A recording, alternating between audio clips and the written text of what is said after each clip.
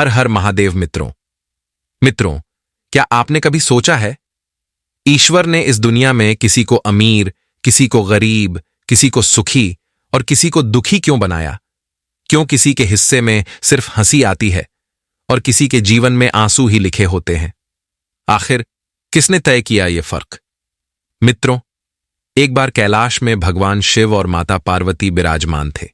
तभी माता पार्वती ने भगवान शिव से वही सवाल किया जो शायद हर इंसान के मन में कभी न कभी उठता है। कैलाश पर्वत पर बैठे भगवान शिव से माता पार्वती बोली, हे प्रभु, आपने किसी को अमीर, किसी को गरीब, किसी को सुखी और किसी को दुखी क्यों बनाया? आखिर इस सृष्टि में यह असमानता क्यों? माता पार्वती के इस प्रश्न को सुनकर महादेव हल्का मुस्कुराए। उनकी आंखों में अद्भुत तेज झिलमिला उठा और वे बोले, हे देवी, आज आपने वह प्रश्न किया है जो संपूर्ण जगत के कल्याण का द्वार खोल सकता है। हे देवी, आज मैं आपको एक कथा के माध्यम से आपके इन प्रश्नों का उत्तर दूंगा। आप इस कथा को ध्यानपूर्वक पूरा सुनना। फिर माता पार्वती कहती हैं, हे प्रभु, आप कथा शुरू कीजिए, मैं आपकी कथा को ध्यानपूर्वक सुनूंगी। मित्रों, कथा शुरू करने से पहले मेरा आप सभी से अनुरोध है कि एक बार सच्ची श्रद्धा से कमेंट में हर हर महादेव अवश्य लिखें। मैं भगवान भोलेनाथ से प्रार्थना करता हूं कि वे आप सभी पर अपनी कृपा बनाए रखें, आप सभी को हमेशा खुश रखें और आप सभी की मनोकामनाएं पूर्ण करें। मित्रों, फिर भगवान शिव कहते हैं, हे देवी, एक गांव में एक कुम्हार रहता था। वो बड़ा ही धर्मात्मा और सत्य की राह पर चलने वाला व्यक्ति था। वह हर दिन नदी किनारे से मिट्टी लाकर बर्तन बनाता था। उसी मिट्टी से कभी दीपक बनाता, कभी घड़ा बनाता, तो कभी खिलौना। एक दिन जब वह मिट्टी के बर्तन बना रहा था, तभी उसकी पत्नी उसके पास आई और बोली, हे स्वामी, आप इस मिट्टी से घड़ा, खिलौना और अलग अलग पात्र क्यों बनाते हैं? आप पानी का घड़ा बनाया करो ताकि लोग घड़े में पानी रखने के लिए उसे सम्मान मिलता है। कुम्हार मुस्कुराया और बोला, हे प्रिय, मिट्टी तो सबकी एक ही है, लेकिन हर एक का काम और उद्देश्य अलग है। अगर सब घड़े बन जाएंगे तो दिए कौन जलाएगा? और अगर सब दिए बन जाएं तो फिर पानी कौन रखेगा? कुम्हार ने पत्नी की ओर देखा और बोला, देखो प्रिय, भगवान ने सबको एक जैसी मिट्टी से बनाया है, लेकिन हर किसी को अलग काम और अलग जिम्मेदारी दी है। यही दुनिया की सुंदरता है। फिर कुम्हार बोला, अब मैं तुम्हें एक और कहानी सुनाता हूं जो इससे भी अधिक गहरी है। कुम्हार कहता है, हे प्रिय, बहुत समय पहले ऊंचे ऊंचे पर्वतों के बीच एक गरीब किसान हरिदत्त और उसकी पत्नी गोमती रहते थे। उनका घर छोटा सा था, मिट्टी और पत्थरों से बना हुआ था। घर के सामने कुछ सब्जियों के खेत थे, जहां वे आलू, टमाटर और प्याज उगाते थे। पहाड़ पर रहना आसान नहीं था। सर्दियों में बर्फ गिरती और गर्मियों में पानी की कमी हो जाती, लेकिन दोनों सुबह से शाम तक मेहनत करते रहते।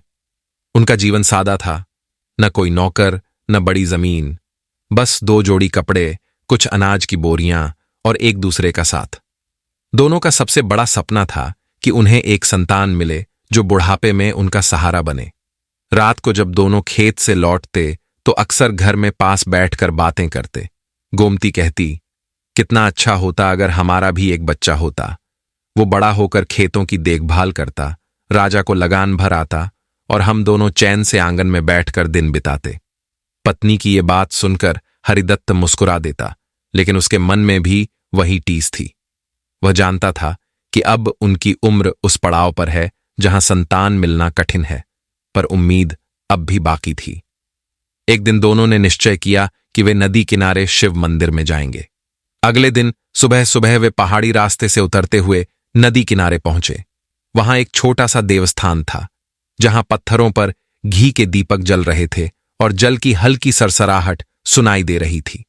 दोनों ने हाथ जोड़कर कहा, हे प्रभु, हम संतानहीन हैं, हमें एक संतान दे दीजिए। हम गरीब हैं पर ईमानदार हैं, हमारी गोद सुनी है, हम पर कृपा कीजिए। दिन बीतते गए, मौसम बदला, खेतों में नई फसलें आईं। धीरे धीरे गोमती ने महसूस किया कि उसके भीतर कुछ हलचल हुई। उसे महसूस हुआ कि वो गर्भवती है। उसका चेहरा खिल उठा। जब ये बात उसने अपने पति हरिदत्त को बताई तो उसकी आंखों में चमक लौट आई। दोनों ने इसे भगवान की कृपा माना। 9 महीने बीते और एक दिन गोमती ने एक बच्चे को जन्म दिया। लेकिन जब हरिदत्त ने बच्चे को देखा तो उसके कदम रुक गए। वह मनुष्य का बच्चा नहीं था, उसका शरीर तो मनुष्य का था, लेकिन चेहरा मेंढक जैसा था। वह सामान्य बच्चों की तरह नहीं रो रहा था, बस धीरे धीरे हिल रहा था। हरिदत्त घबरा गया और बोला, यह तो अपशकुन है। भगवान ने हमें बच्चा नहीं दिया, मजाक किया है। इसे घर से बाहर फेंक दो। लेकिन गोमती ने उस छोटे मेंढक को अपने आंचल में उठा लिया। उसकी आंखों में आंसू थे, पर उनमें ममता भी थी। उसने कहा, नहीं, मैं इसे नहीं फेंकूंगी। भगवान ने हमें जो दिया है वही हमारा भाग्य है। चाहे यह कैसा भी दिखता हो, लेकिन यह मेरा बच्चा है। अगर इसे फेंक दिया तो हम ईश्वर के वरदान का अपमान करेंगे। हरिदत्त कुछ पल चुप रहा, फिर बोला, पर यह तो मेंढक जैसा दिखता है, यह हमारे घर में कैसे रहेगा? गोमती ने प्रेम भरी आवाज में कहा, यह भी भगवान की लीला है। शायद किसी श्राप या वरदान के कारण इसे यह रूप मिला हो। जब समय आएगा सब बदल जाएगा। हरिदत्त ने पत्नी की आंखों में विश्वास देखा और चुप हो गया। उसने मेंढक को मिट्टी के बर्तन में रखकर घर के कोने में सुरक्षित जगह पर रख दिया। रात का समय था, बाहर हवा तेज चल रही थी और घर के भीतर चूल्हे की लौ टिमटिमा रही थी। गोमती ने मेंढक को देखते हुए कहा, आज से तू हमारा बेटा है। तू छोटा है, पर हमारी जिंदगी की सबसे बड़ी खुशी है। हरिदत्त धीरे से पास आया और बोला, भगवान ने जो दिया है उसी में भलाई है। शायद यह कोई अद्भुत संकेत हो। और सचमुच जैसे ही उसने यह कहा, मेंढक ने अपनी आंखें खोलीं। उसकी आंखों में चमक थी, जैसे वह उनकी बात समझ गया हो।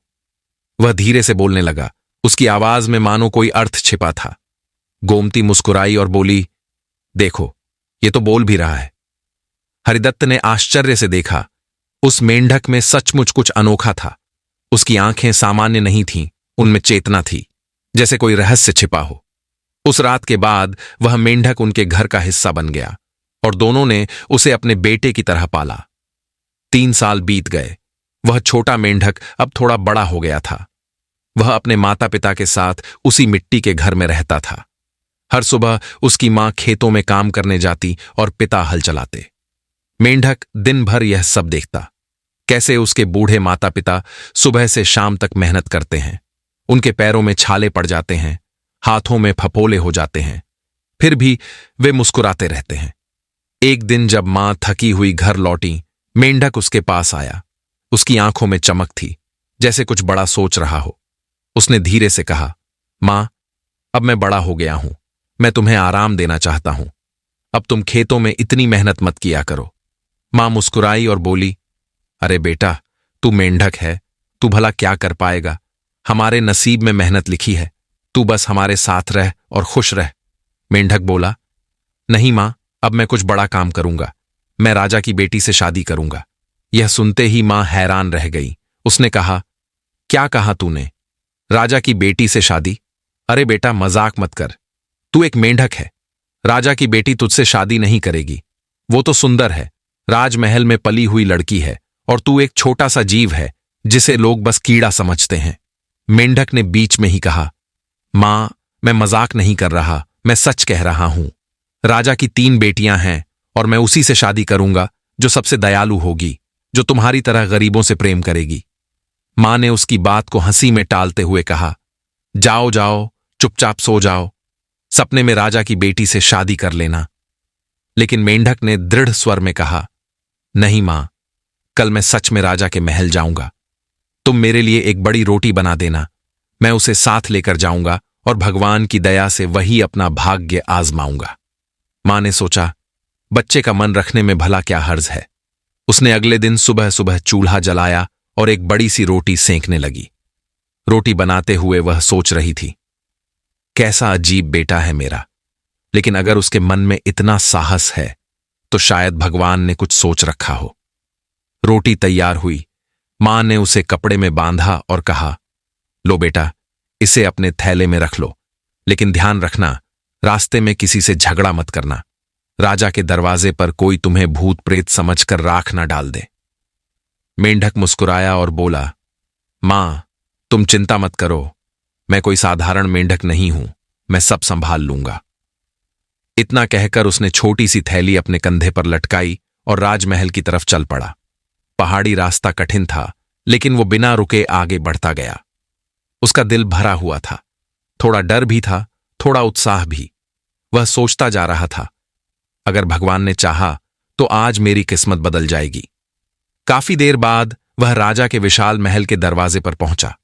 वहां ऊंचे ऊंचे सोने के खंभे थे, चौड़ी सीढ़ियां थीं और पहरेदारों की लंबी कतारें लगी थीं। मेंढक ने दरवाजे पर जाकर जोर से आवाज लगाई, महाराज, महाराज, दरवाजा खोलिए, मैं आपसे मिलने आया हूं। पहरेदारों ने चौंक कर कहा, कौन है जो इतनी अजीब आवाज में बोल रहा है? जब उन्होंने झांक कर देखा तो सामने एक मेंढक था, थैली कंधे पर टांगे हुए। एक सिपाही हंसते हुए अंदर गया और बोला, महाराज, बाहर एक मेंढक खड़ा है और कह रहा है कि वह आपसे मिलना चाहता है। यह सुनकर राजा हैरान रह गया। उसने सोचा, शायद कोई जादू है या किसी देवता का संदेश। उसने पहरेदार से कहा, जाओ, पहले उस पर दूध छिड़को। अगर वो भूत प्रेत हुआ तो भाग जाएगा, और अगर सच्चा दूत हुआ तो यही रहेगा। सिपाहियों ने वैसा ही किया। उन्होंने मेंढक पर दूध छिड़का। मेंढक मुस्कुराया और बोला, धन्यवाद, अब मुझे अंदर जाने दीजिए। मैं कोई भूत नहीं हूं, बल्कि राजा से मिलने आया हूं। राजा खुद दरवाजे पर आया और बोला, मेंढक देव, तुम कौन हो और किस लिए आए हो?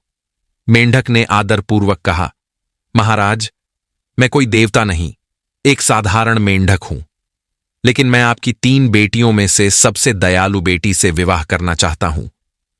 यह सुनकर राजा और दरबार के सभी लोग जोर से हंस पड़े। राजा बोला, क्या कहा तूने? एक मेंढक होकर राजा की बेटी से शादी करेगा? तेरी औकात क्या है? तुझे तो कोई अपने आंगन में भी नहीं घुसने देगा। राजा की बात सुनकर मेंढक शांत रहा और बोला, अगर आप मेरी बात नहीं मानेंगे तो मैं जोर से हंसना शुरू कर दूंगा। राजा ने व्यंग्य से कहा, अच्छा, तो तू हंसकर क्या करेगा? मित्रों, लेकिन जैसे ही मेंढक ने मुंह खोला, एक भयानक गड़गड़ाहट हुई। महल की दीवारें हिलने लगीं, छत से धूल झड़ने लगी और जमीन कांप उठी। यह देखकर सिपाही डर गए, दरबारी भागने लगे। राजा घबरा गया और उसकी आवाज कांपने लगी। उसने कहा, बस करो मेंढक देव, अपनी हंसी बंद करो। मैं मान गया हूं, मैं अपनी बेटी का विवाह तुमसे कर दूंगा। मित्रों, तुरंत मेंढक चुप हो गया और महल फिर से शांत हो गया। राजा का चेहरा पीला पड़ गया था। उसने सोचा, यह कोई साधारण मेंढक नहीं है, यह तो कोई चमत्कार है। अब एक गरीब किसान का मेंढक बेटा राजमहल में चर्चा का विषय बन चुका था। लोग कहने लगे, यह कोई साधारण जीव नहीं है, यह तो ईश्वर की रहस्यमय देन है। राजा ने डर के मारे हां तो कह दिया था, लेकिन उसके मन में अभी भी डर था। वह सोच में पड़ गया कि अपनी बेटियों में से किसकी शादी इस अजीब मेंढक से करे। उसने अपनी सबसे बड़ी बेटी को बुलाया। वह सुंदर थी, पर बहुत घमंडी भी। उसे अपने रूप और शानो शौकत पर बड़ा अभिमान था। राजा ने कहा, बेटी, एक मेंढक आया है, उसने चमत्कार किया है। अगर हमने उसे मना किया तो महल फिर से हिल जाएगा, इसलिए तू मुझसे शादी कर ले। राजकुमारी ने घृणा से चेहरा बना लिया और बोली, क्या कहा पिताजी? मैं एक मेंढक से शादी करूंगी? अरे वो तो गीला, बदसूरत और डरावना होता है, मैं कभी नहीं मानूंगी। राजा ने गहरी सांस ली और कहा, बेटी, यह कोई साधारण मेंढक नहीं है, इसके पास ईश्वरीय शक्ति है। अगर तू मना करेगी तो हम सब संकट में पड़ जाएंगे।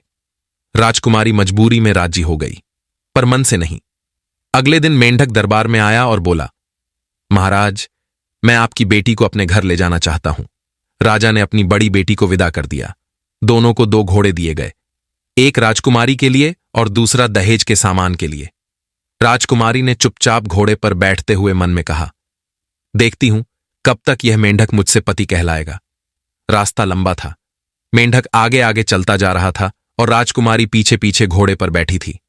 रास्ते में मेंढक ने विनम्रता से कहा, राजकुमारी जी, क्या आप थक गई हैं? क्यों ना थोड़ी देर विश्राम कर लें। तब राजकुमारी ने तिरस्कार से कहा, चुप रहो, मैं तुम्हारी बात क्यों सुनूं? तुम मेरे लायक नहीं हो। कुछ देर बाद राजकुमारी ने अपनी जेब से एक पत्थर निकाला और मन में सोचा, क्यों ना अब मैं इसे खत्म कर दूं, क्यों ना अब इसे पत्थर मारकर यहीं समाप्त कर दूं। उसने वह पत्थर जोर से मेंढक की ओर फेंका। पर चमत्कार देखिए। पत्थर उसके पास गिरा, मगर मेंढक को छू भी नहीं पाया। वह शांत खड़ा मुस्कुरा रहा था।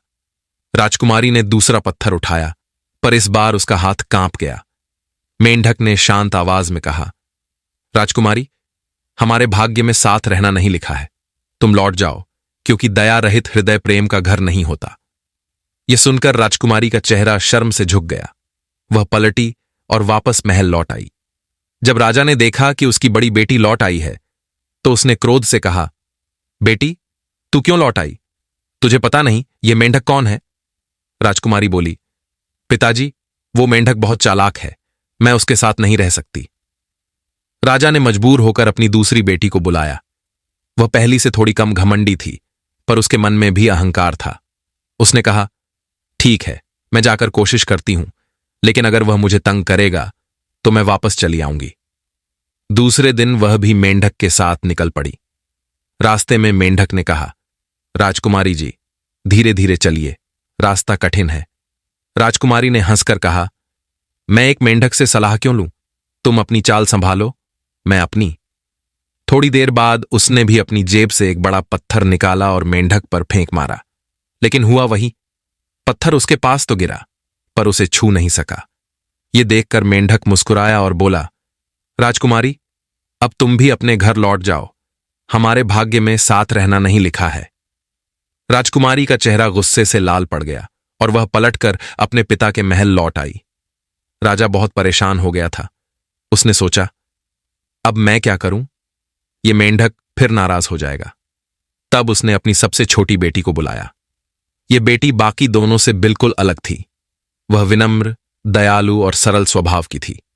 राजा ने कहा, बेटी, अब सारी आशा तुझ पर ही है। अगर तू मना करेगी तो यह मेंढक फिर चमत्कार करेगा और पूरा राज्य संकट में पड़ जाएगा। राजकुमारी ने पिता का हाथ थामकर कहा, पिताजी, अगर यह मेंढक सच में ईश्वर की देन है तो मैं उससे विवाह करने में संकोच नहीं करूंगी। शायद भगवान ने इसी रूप में हमें परखा हो। राजा की आंखों में आंसू आ गए। उसने बेटी को गले लगाया और कहा, भगवान तेरा भला करे, तू ही इस राजमहल की सच्ची शान है। राजकुमारी शांत मन से मेंढक के साथ चल पड़ी। रास्ते में मेंढक बोला, राजकुमारी जी, रास्ता लंबा है, थक जाओगी, थोड़ा विश्राम कर लो। राजकुमारी ने मुस्कुराकर कहा, तुम चिंता मत करो, मुझे रास्ते की थकान से ज्यादा अपने पिता के सुख की चिंता है। मेंढक ने सिर झुकाया और कहा, तुम्हारे शब्दों में ममता है, यही असली सौंदर्य है। इस प्रकार दोनों आगे बढ़ते गए। पहाड़ी रास्तों को पार करते हुए, झरनों की आवाज सुनते हुए वे एक नए जीवन की ओर जा रहे थे। राजकुमारी के भीतर कोई डर नहीं था, बस विश्वास था कि यह मेंढक कोई साधारण जीव नहीं है। अब मेंढक और राजकुमारी का जीवन शुरू हो चुका था। शुरुआत में राजकुमारी को थोड़ा अजीब लगता था, पर धीरे धीरे उसे एहसास हुआ कि यह मेंढक साधारण नहीं है। वो बातों में समझदार था, सोच में गहराई थी और दिल से बहुत दयालु था। वह अपनी बूढ़ी मां की बहुत सेवा करता था, खेत में काम करता था और अपनी पत्नी को कभी तकलीफ नहीं होने देता था। धीरे धीरे उनके घर में फिर से हंसी खुशी लौट आई। राजकुमारी अब अपनी सास के साथ खेत में जाती थी, पानी भरती थी और चूल्हे पर रोटी सेकती थी। गांव के लोग उसे देखकर कहते, राजकुमारी होकर भी कितनी सीधी सादी है। वो मुस्कुराकर कहती, भगवान ने मुझे जैसा जीवन दिया है वही मेरा भाग्य है। मेंढक हर काम में उसकी मदद करता। राजकुमारी उसे देखकर सोचती, यह कोई साधारण जीव नहीं है, इसमें जरूर कोई रहस्य है। पर उसने कभी कुछ पूछा नहीं, क्योंकि उसके मन में अपने पति के लिए गहरा विश्वास था। समय धीरे धीरे बीतता गया। एक दिन गांव की चौपाल में यह घोषणा हुई कि अगले महीने गांव में घुड़दौड़ का मेला लगेगा। यह मेला हर साल होता था और पूरे इलाके से लोग अपने अपने घोड़े लेकर भाग लेने आते थे। जिसकी जीत होती उसे सोने का हार और बहुत बड़ा सम्मान मिलता था। लोग महीनों पहले से तैयारी करते थे। मेंढक की मां ने कहा, इस बार मैं भी घुड़दौड़ देखने जाऊंगी, तू भी चल बेटा। तब मेंढक ने मुस्कुराकर कहा, मां, आप जाइए, मैं घर पर ही रहूंगा, मेरा वहां क्या काम। मां ने बहुत जोर दिया, पर वह नहीं माना। राजकुमारी ने भी पूछा, क्या तुम मेरे साथ नहीं चलोगे? मेंढक ने शांत स्वर में कहा, नहीं प्रिय, तुम जाओ, मैं यही रहकर भगवान से तुम्हारी सुरक्षा की प्रार्थना करूंगा। राजकुमारी और उसकी सास मेले में चली गईं। वहां बड़ा उत्सव था। रंग बिरंगे झंडे, बाजे, ढोल, दुकानों की कतारें और हंसते खिलखिलाते लोग। घोड़ों की टापों से मैदान गूंज रहा था। जब घुड़दौड़ शुरू हुई तभी लोगों ने देखा कि हरे रंग के वस्त्र पहने, सिर पर केसरिया पगड़ी पहने एक सुंदर युवक अपने घोड़े पर सवार होकर आया है। उसका चेहरा तेज से चमक रहा था। उसकी पोशाक रेशम की थी और उस पर सोने की कढ़ाई थी। उसके घोड़े की जीन पर लाल मोती जड़े थे और उसकी चाल ऐसी थी जैसे बादलों पर चल रहा हो। जब दौड़ शुरू हुई, बाकी सवार आगे निकलने की कोशिश में थे, पर वह युवक आराम से चल रहा था। लोग सोचने लगे, अरे यह तो हार जाएगा। लेकिन थोड़ी ही देर बाद वो हवा की तरह दौड़ पड़ा। रास्ते में उसने अपने घोड़े के दाहिने ओर से चांदी के फूल और बाएं ओर से सोने के फूल निकालकर उछाल दिए।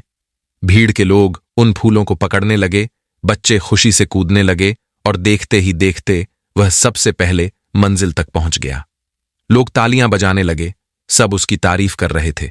कोई कह रहा था, यह तो किसी देवता का रूप लगता है। कोई कह रहा था, ऐसा सुंदर सवार हमने कभी नहीं देखा। मेला खत्म हुआ। राजकुमारी और उसकी सास जब घर लौटीं तो उन्होंने देखा कि मेंढक पहले से दरवाजे पर बैठा मुस्कुरा रहा था, मानो सब कुछ जानता हो।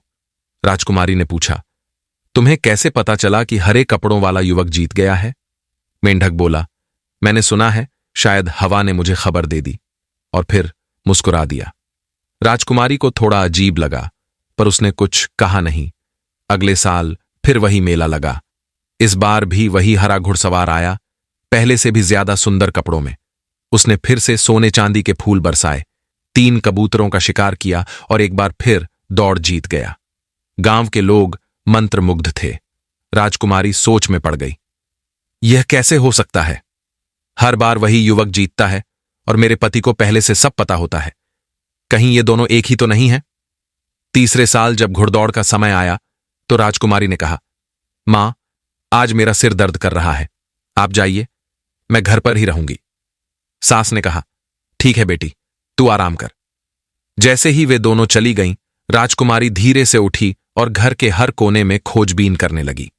उसने बर्तन हटाए, बिस्तर के नीचे देखा और आखिर में कोने में रखी पुरानी टोकरी उठाई। टोकरी के नीचे जो उसने देखा, उसे देखकर उसकी आंखें फटी की फटी रह गईं। वहां पड़ी थी मेंढक की हरी हरी खाल। वो उसी खाल को पहचान गई। अब उसे सब समझ में आ गया। वो सुंदर हरा घुड़सवार और उसका मेंढक पति एक ही व्यक्ति है। वो खुशी से रो पड़ी और बोली, मेरा पति कितना सुंदर है और मैं उसे पहचान भी नहीं पाई। वो मेंढक की खाल ओढ़कर क्यों जी रहा है? इतना सुंदर होकर भी इतना सादा क्यों बना हुआ है? खुशी और उत्साह में उसने बिना सोचे समझे मेंढक की वह खाल उठा ली और आग में डाल दी। खाल जलने लगी और धुएं की एक लहर कमरे में फैल गई। तभी बाहर से हवा के झोंकों के साथ दरवाजा खुला और वहीं हरा घुड़सवार अंदर आया। उसका चेहरा सफेद पड़ गया। वह घबरा कर बोला, तुमने क्या किया? यह खाल मेरी सुरक्षा थी। मैं अभी पूरी तरह शक्तिशाली नहीं हुआ था। अब बिना उस खाल के मैं जीवित नहीं रह पाऊंगा। राजकुमारी कांपते हुए बोली, मैंने यह इसलिए किया ताकि तुम फिर कभी उस भद्दे रूप में मत रहो। मुझे नहीं पता था कि इससे तुम्हें नुकसान होगा। वो युवक बोला, तुम्हारा इरादा अच्छा था, पर तुमने अधीरता की गलती कर दी। थोड़ा और इंतजार करती तो मैं इस रूप में सदा रह सकता था। राजकुमारी के आंसू बहने लगे। वो उसके पांवों में गिरकर रोने लगी, पर अब बहुत देर हो चुकी थी। वह सुंदर युवक धीरे धीरे कमजोर होने लगा। उसकी सांसें धीमी पड़ने लगीं और उसके शब्द गूंजने लगे, तुमने प्रेम में जल्दबाजी की और अब भाग्य का पहिया बदल गया है। कमरे में सन्नाटा छा गया। आग बुझ चुकी थी, पर उसकी राख से धुआं अब भी उठ रहा था, जैसे किसी अधूरे रहस्य की आखिरी निशानी हो। कमरे में चारों तरफ धुआं फैला हुआ था। हवा में मेंढक की जली हुई खाल की गंध तैर रही थी। राजकुमारी कांपती हुई खड़ी थी। उसके हाथ अब भी कांप रहे थे। कुछ देर पहले तक वो सोच रही थी कि उसने अपने पति को सबसे बड़ा सुख दिया है, अब उसे उस भद्दे रूप से मुक्त कर दिया है। पर अब वही आग उसकी खुशी को राख में बदल चुकी थी। दरवाजे से वही सुंदर हरा घुड़सवार अंदर आया। उसके चेहरे की चमक फीकी पड़ चुकी थी, आंखों में गहरा दुख था। वह धीरे धीरे आगे बढ़ा और उस राख को देखा जिसमें उसकी खाल जल चुकी थी। फिर बैठ गया और भारी आवाज में बोला, तुमने बहुत जल्दबाजी कर दी प्रिय, तुमने मेरा एकमात्र सहारा छीन लिया। राजकुमारी बोली, मैंने यह तुम्हारे लिए किया था। मैं नहीं चाहती थी कि तुम फिर उस बदसूरत रूप में जाओ। मुझे लगा कि अब तुम्हें इसकी जरूरत नहीं है, इसलिए मैंने जला दी। तब उस नवयुवक ने गहरी सांस ली और कहा, नहीं, तुम समझ नहीं पाई। यह खाल मेरी कैद नहीं थी, यह मेरी शक्ति थी। जब तक मैं पूरी तरह सक्षम नहीं हो जाता, तब तक वही खाल मुझे जीवित रखती थी। अब उसके बिना मैं इस धरती पर ज्यादा समय तक नहीं रह सकता। राजकुमारी की आंखों से आंसू रुकने का नाम नहीं ले रहे थे। वह बोली, नहीं, ऐसा मत कहो, कोई तो उपाय होगा ना। वो मुस्कुराया। वो मुस्कान बहुत शांत थी, पर उसके पीछे एक गहरा दर्द छिपा था। उसने कहा, सुनो, अब जब सच्चाई जान ही ली है तो तुम्हें सब बता देता हूं। मैं कोई साधारण मनुष्य नहीं हूं, मैं धरती माता का पुत्र हूं। भगवान ने मुझे इस संसार में भेजा था ताकि मैं मनुष्यों के दुख दूर कर सकूं। मेरा जन्म साधारण घर में इसलिए हुआ ताकि मैं समझ सकूं कि गरीबी, मेहनत और भूख क्या होती है। वो धीरे धीरे बोल रहा था और राजकुमारी उसकी हर बात ध्यान से सुन रही थी। फिर भगवान शिव कहते हैं, हे देवी पार्वती। वह युवक बोला, भगवान ने मुझे 3 बड़े काम पूरे करने भेजा है। पहला, इस धरती पर अमीर और गरीब का भेद मिट जाए। दूसरा, शासक जनता को दबाना छोड़ दें और सबको बराबरी का हक मिले। तीसरा, सबको नगरों तक पहुंचने के रास्ते मिले ताकि कोई भी इंसान एक दूसरे से अलग ना रहे और सब मिलकर व्यापार और जीवन चला सके। राजकुमारी ने चिंतित स्वर में पूछा, तो फिर अब तुम क्या करोगे? वो धीमे स्वर में बोला, अब कुछ नहीं, अब मेरे पास समय नहीं है। अगर तुम मेरी मदद करना चाहो तो एक उपाय है। भगवान से जाकर प्रार्थना करो कि मेरी ये 3 बातें पूरी कर दें। अगर भगवान ने तेरी सच्ची श्रद्धा देखी तो शायद मैं बच सकता हूं। राजकुमारी तुरंत बोली, मैं अभी मंदिर जाऊंगी। मैं भगवान के चरणों में गिरकर उनसे यह वरदान लेकर ही लौटूंगी। उसने जल्दी से एक कपड़ा ओढ़ा और दरवाजे की ओर भागी। नवयुवक ने कमजोर आवाज में कहा, सुनो, पश्चिम दिशा में लाल बादलों के बीच भगवान का महल है। वह बहुत दूर है, लेकिन मेरा घोड़ा हवा से भी तेज दौड़ता है। तुम उसे ले जाओ, वहीं तुम्हें वहां पहुंचा देगा। राजकुमारी ने सिर हिलाया, बाहर आई और देखा, वही हरा घोड़ा दरवाजे पर खड़ा था। उसकी आंखें जैसे सब समझ रही थीं। राजकुमारी ने उसकी लगाम पकड़ी और घोड़े के कान में कहा, चल मेरे साथी, अपने स्वामी को बचाना है। घोड़ा हवा की तरह दौड़ पड़ा।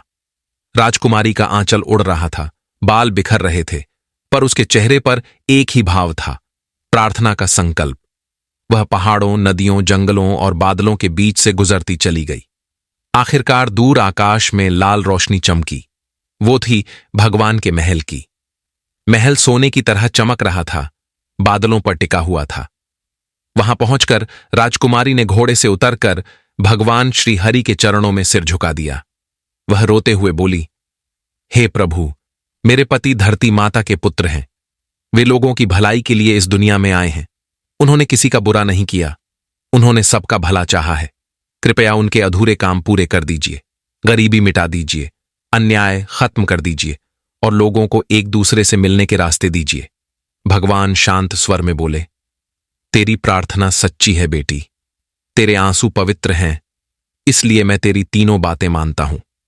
पर ध्यान रखना, सूरज निकलने से पहले यह खबर तू पूरे गांव तक पहुंचा देना।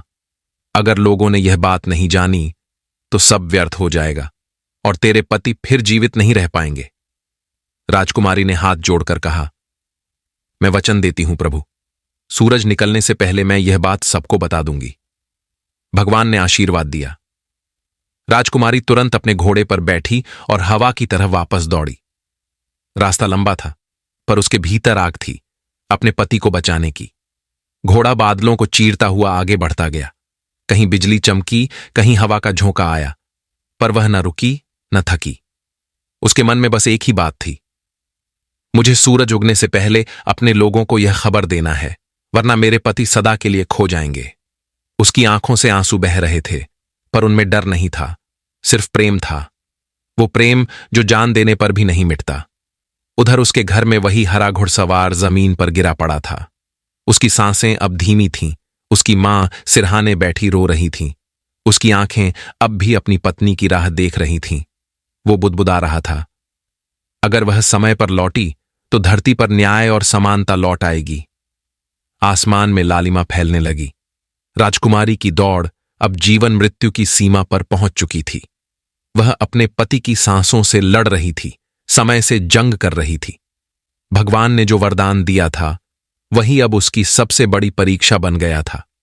अगर सूर्योदय से पहले उसने यह 3 बातें, गरीबी मिटाना, अन्याय खत्म करना और सड़कों का निर्माण हर घर तक पहुंचा दी, तो उसका पति बच जाएगा, वरना वो सदा के लिए चला जाएगा।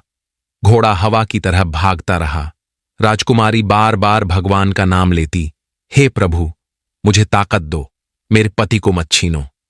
थोड़ी देर बाद वह अपने राज्य की सीमा में पहुंच गई। अब उसे अपने पिता के महल के पास से होकर गुजरना था। वह मन ही मन कह रही थी, मैं नहीं रुकूंगी, पिता से बात करने का समय नहीं है, बस यह संदेश फैलाना है। लेकिन किस्मत को कुछ और मंजूर था। महल के फाटक पर उसका पिता राजा खड़ा था। उसने बेटी को देखा तो हैरान रह गया। बोला, बेटी, तू इस वक्त यहां इतनी देर रात कहां से आई है? राजकुमारी ने घोड़े की लगाम कसते हुए कहा, पिताजी, मुझे जल्दी है, बाद में बताऊंगी। मुझे भगवान का संदेश सबको सुनाना है। राजा ने हंसकर कहा, भगवान का संदेश? इतनी जल्दी क्या है? पहले अपने पिता को तो बता दे, क्या बात है? राजकुमारी ने घबराकर कहा, पिताजी, समय बहुत कम है। अगर सूरज निकलने से पहले मैंने यह बात सबको नहीं बताई तो मेरे पति मर जाएंगे।